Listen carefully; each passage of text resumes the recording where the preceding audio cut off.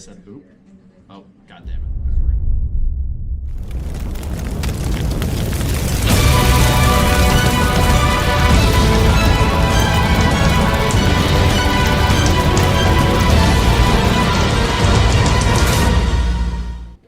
Aha, there we go. Okay, perfect. And the mics are good to go. Mics are on. Good. Okay, what's up guys? Team ETB here. I'm Connor. I'm Kyle. And we're here today to talk about the Helmsmiths of Hashut, or Chaos Dwarves, the new box set that GW released, or is releasing in like a week's time or something like that. So we'll talk about a couple things here, but we'll just get straight into it with the breakdown of what's in the box. And classic 7 faction. What's in the box? So the box comes with a number of things. Obviously, it comes with your battle tome, comes with a fleet of models. A few things that were pretty cool with that comes in the box. You get cards for everything, heroic traits, just like you would with the new card sets, and decals. So a new thing that I don't think many armies in Age of Sigmar have, these decals, so that's kind of cool if you want to use them. I was super hyped to find out about decals, honestly. Like, I am terrible at freehand painting, and like a lot of these guys have like really flat plate armor, and like especially on the war machines, and I guess not so much the big guy. He has some spots, but anyway, when it comes to an army like this with like plate armor, Slaves to the Darkness being another one, I find decals are just like super good. 40k has all the good ones, so I'm pretty excited to see Age of Sigmar getting some. Yeah, and I agree.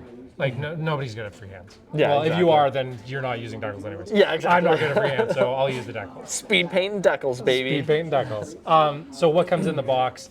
You get a unit of 10 Hashutite warriors. You can build them with spears or swords. I opted to build them with spears. So these aren't the ones. So the guns and the spear and swords, they're a separate kit completely? Separate kits. Oh, So this kit okay. that comes in the box can build either the sword guys or the spear guys. Hot take, the spears are better. Oh, really? Yeah, they've got just better mechanics. We're not going to get too much into the mechanics of it today. They're fine. They're comes with your standard command units and a little like hobgong man. A little hobgoblin boy. That goes with your musician. That's such a weird combo. I know. He just carries around the gong. But it works. Build on these guys. Pretty easy to build. There wasn't anything that was too finicky. They are small models. And 28.5 mil base, so it is like it's on the tinier end of Age of Sigmar models. Yeah, and I'm not exactly the most dexterous person in the world, so a little bit challenging, but honestly, it wasn't bad. The builds make sense. Even the sprue order of things was actually better than I've found GW things normally. Okay. Next one we'll talk about, War Despot. That's your just like foot infantry hero. I don't expect he'll hit play a lot, but He's so thick. This dude is so thick. boy, got a big gun on his ass. Good model. Again, and solid. like a single sprue, easy to build. No complaints there. Now we'll get into the juicy ones. Those were the obligatories. Juicy ones. So this is what I'm here for. The callus. Giant cow bull thing. With the build, you can build it with Bane Maces or with cannons. So me being the human I like being what I Kyle am, did here. I think it's actually pretty smart. I just built it with one of each. So now when I play, I can literally say, okay, this one has maces, this one has the cannon. Because like 90% of the time, or like 95% of the time, you go to an event that's not like a GW event, but like any other BCP registered event, I can guarantee if someone's running this, that it's going to be whatever model, like it'll be the mace model, but they'll be using it as the flamer. It's like they build it how they want to build it. Yeah. Same thing I did with the harpooners for Caradron Overlords, and then you just play it as the other version of it, because like who actually cares? Model looks sick, it's a GW model. What does it matter what it's actually equipped with? Rule of cool. And Yeah, I exactly, honestly, yeah. I think it looks way cooler with 1 and 1. 100%. So unless you're I'm going to honestly like some surprised it's not an sanctioned- option. Like, I guess they got rid of all that because weapon one was options. like, Thanquil. He has like the 4 flamers, but it used to be like you could have like 3 flamers, 1 mace, or a 2 and 2. but I guess they kind of got rid of all that. Yeah, I think they streamlined all of that in 4th edition, so there's none that are like that anymore. He also has a tiny little tail, like the smallest little thing. It's crazy. But this is also a really good example. Like this guy has like tons of flat spots on the immolator cannon, on his shoulder. He has some runes on here already, but anyway, you could throw decals on there and it would look super sweet. Absolutely. He's not going to He's just blue tack. He's just blue tack. Is the so he's banner not flat? The banner is flat. See, hell yeah, throwing a decal on that. Definitely decal territory for the banner. Build of this, again, honestly, this was like one of the easiest things to build. Like, yes, there's lots of parts to it, but nothing too complex, nothing too tedious, pretty straightforward. The arms are a little bit posable, so you can move them in different poses. Okay, cool. They like flex at the elbow. You could even just leave it so that they moved. But we're not 40K, so we're not doing that. Exactly. Finally is the rocket launcher or the cannon. Mortar. So, mortar. Right? So, I think so.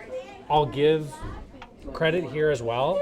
Super easy to customize. So I haven't glued down the little troop guys that come on it, but when you build it, you can very easily build it so you can swap out these 2 pieces and just magnetize it. Yeah, like you honestly don't even need to magnetize it. You could straight up pin that. Yeah. Like it would be so obviously magnetizing is, given how easy it is to do, it's magnetizing is a better option, but like GW never does that, which is crazy. No. It's usually not difficult, but like a little more effort to be able to do swappable units. The way it's built, it's literally like there's a one connection point that switches the 2 things out. So sick. Makes it really easy for you, so you can build it both ways, so you don't have to buy 6 of them. Yes. You can buy 3. Yes. Because you'll probably buy 3. You definitely will buy 3. So that's what comes in the box. What you see here, it does, I think all of these units more or less will see the tabletop, so it does add value to the box. For sure, yeah.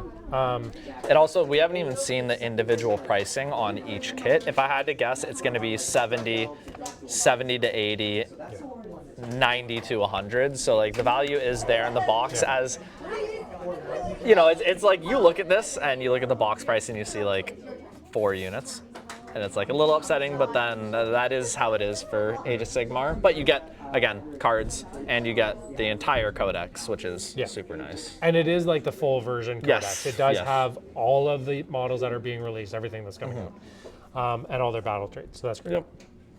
So that's what's in the box. Now we're going to go into why would you want to play this army. So, Connor, why would you want to play this army?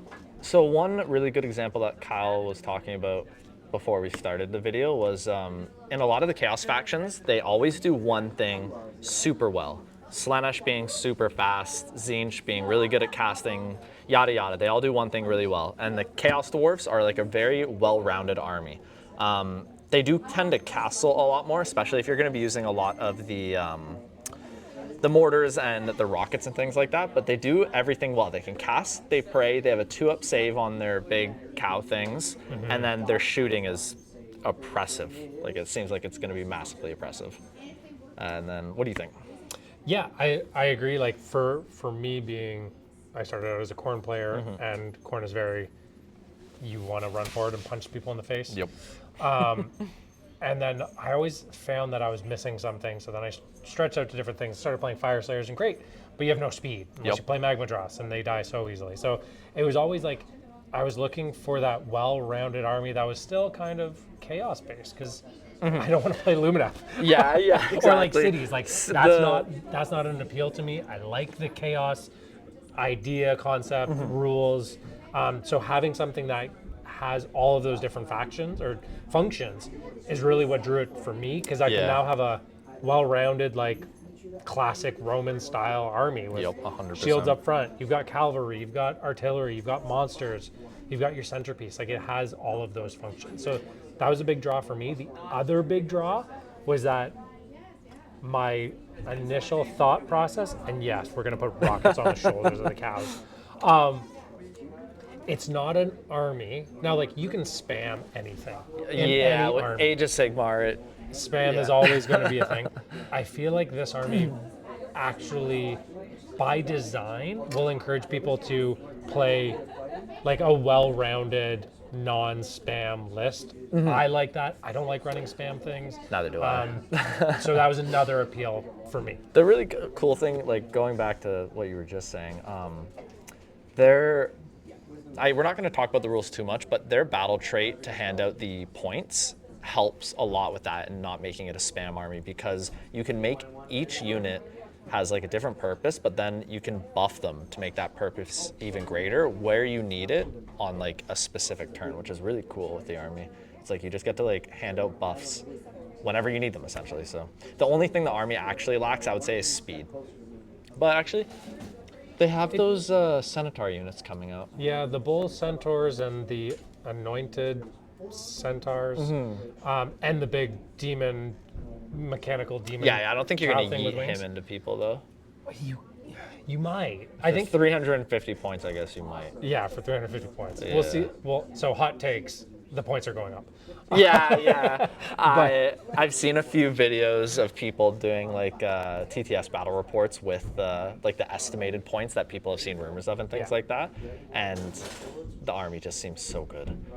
Yeah. Just so good. A lot of things are like with those points, like let's talk about the points for a minute. The points that we've seen leaked, a lot of them do seem like they make a lot of sense. Like these spears are 110 points. Okay, they're a 3-up save, 1 wound. I immediately look to like Lumineth Sentinels. What are they? I think they're 130. Oh, you mean the Wardens? Yeah, Wardens. Yeah. Because I'm like, they're a similar function. And Well, we don't talk about Wardens. Wardens are dog. Right. I don't care. But like, unit I know for what you're unit, saying, yeah. same function, same role, points wise, they're a bit cheaper. I think that we'll see some things go up in points, like Uruktar is supposed, like the main I can't believe how cheap he guy. is. That's crazy. He's supposed to be 350.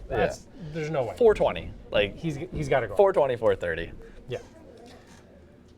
The one thing, so we'll just end off the video with this like last topic. We're just going to talk about hot takes and things like that about the army. My opinion on it isn't so much a hot take, it's just like a general opinion I have on them. Right now, the big monster in the meta is KO. This giant war machine army with 2-up saves, and the infantry can, in the Army of Renown, move itself 24 inches in charge, or you just take the regular army, your neg 1 to be hit with a 3-up save on your infantry and a giant 2-up save, boats, blah, blah, blah. This army, I think, yes, perfectly balanced, as all things should be. This army, I think, is going to be a pretty good counter to that, due to the fact that you have 110 point, you said? 110 point 3-up saves screens, so you could have 1 or 2 units of these guys just screening out all your artillery, and then I believe the artillery is a 30-inch range on their guns. The Bombard is 30-inch, Yeah. and the rockets are 24. So it either Moves 4. So it either outranges or matches KO's range on the artillery, but the main thing is that I believe it's the rocket is anti-War Machine and can be 5 damage against War Machine. Yeah. So like, yes, KO heals, but if you have a fully charged up demonic point rocket battery, I think this army's going to play very, very well into KO, especially with these things as well. 2-up save, like Sky Wardens, man, that damage Unless on you're the doing charge. mortal wounds. You're Exactly, not yeah.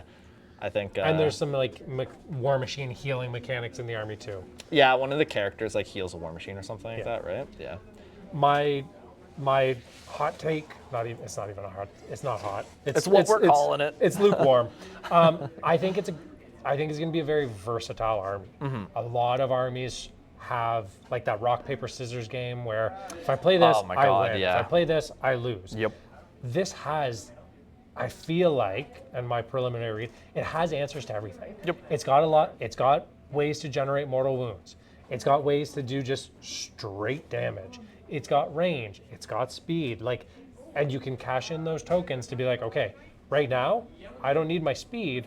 What I need is to shoot something off the board. Okay, put my points there. So I think it's going to be a very like versatile, responsive army. I think it's going to be a lot of fun to play. Yeah, which I think is just one of the best ways to play the game is when your army's not so cut and dry. It does this and that's it.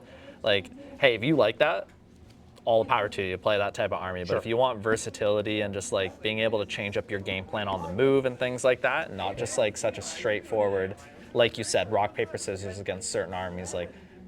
There's nothing more I hate than when I'm playing an army, like let's say Tzeentch, and I'm going into KO. Like that, you can play that matchup for sure, and you could definitely win it as Tzeentch, but like, my God, just trying to play through that is sometimes so agonizing. Yeah. So it's like an army like this that can just like change on the go and be able to combat things like that and just take on all comers. It's just like a really well done army, I think. We'll see when the points fully come out, and we've had like a couple weeks to test the games and things like that. We'll see how it goes. Yeah, I think we'll see some points changes, but that's always true. Yep. There's We're always gonna have a points. couple of months before those even happen. So Yeah. like look at KO. We keep talking about KO because I love You them. keep talking yeah, about KO. that's true. That's I'm true. not talking about KO. Yeah. But like it's been a couple months now and we haven't seen. I mean, the War Scroll's coming hopefully next week, but Yeah. yeah. All right. Either With way, that, yep. We'll we'll close sign it out the off. video there, and we'll talk to you guys next time. See you later. see ya.